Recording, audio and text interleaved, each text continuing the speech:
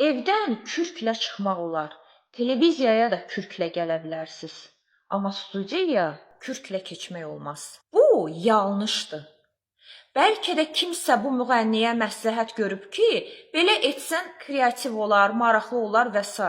Xeyr, nə kreativdir, nə maraqlıdır. Kənardan bilirsiniz necə görünürsüz? Görməmiş. Vəssalam.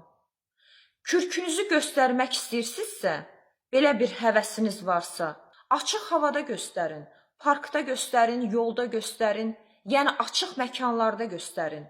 Bir qapalı yer, xüsusən də studiya, kürk təqdimatı üçün deyil. Yenə deyirəm, bəlkə də bu xanıma kimsə məsləhət görüb.